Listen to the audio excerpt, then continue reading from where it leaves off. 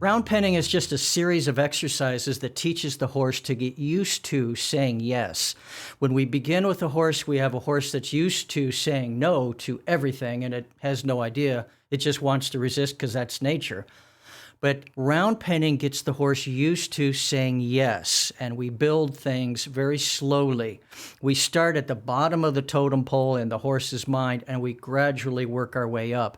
Eventually, through this series of exercises, we become the boss in the horse's eyes. Round penning is not about tiring the horse out, okay? This is about using the very simple fact that it's a round pen, and we use that to our advantage. Every time, for instance, the horse wants to take off and run away from us, he has nowhere to go but right back around to us.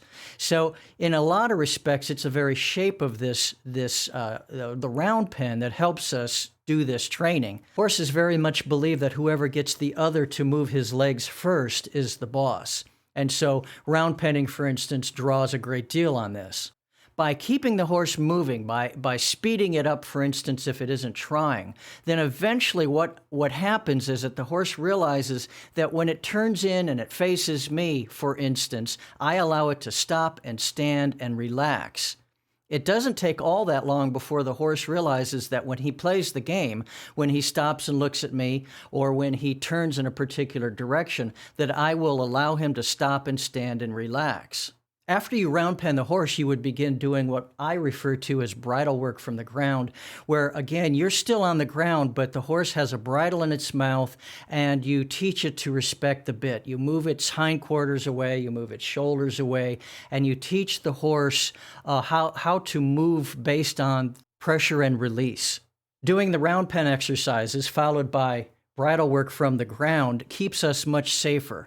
Think about the obvious fact that if we were on the horse's back and the horse didn't know how to carry a rider yet, especially if it's a horse that wants to buck, that's obviously a whole lot more dangerous than doing this preliminary work from the ground, where this work is all about getting the horse used to hanging out with a human, used to saying yes, used to doing as we ask. After round penning comes bridle work from the ground. After bridle work from the ground, the next step would be to get the horse used to carrying a saddle and then, of course, a rider.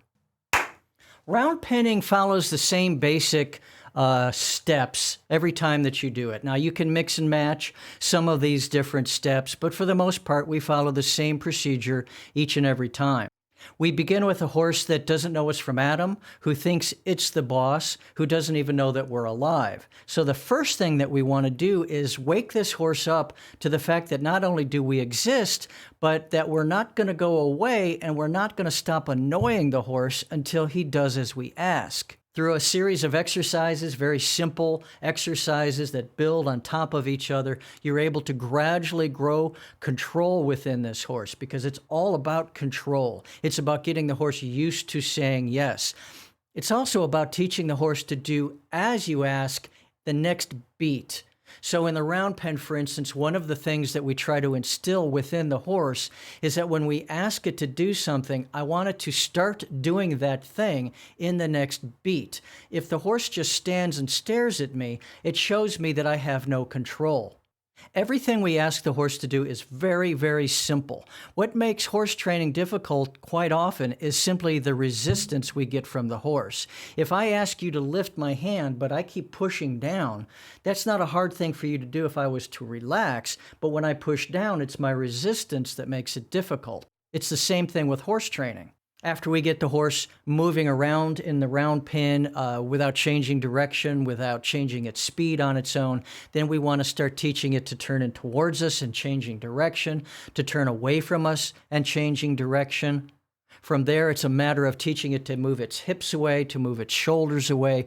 We can use this not only to create a riding horse, one that's used to doing as we request with little to no pressure, that we're the boss, that we're not going to go away, that he might as well just do as we ask the first time.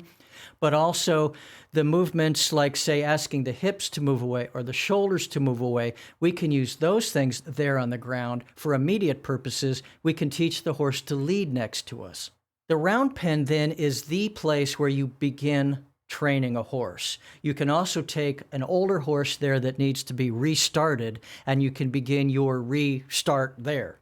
And the bottom line is that in the round pen, we as professional trainers are watching for physical changes from the horse that reflect changes in his brain, changes that show us that he has given us more respect, which is obviously a very important thing because someday somebody wants to get on that horse.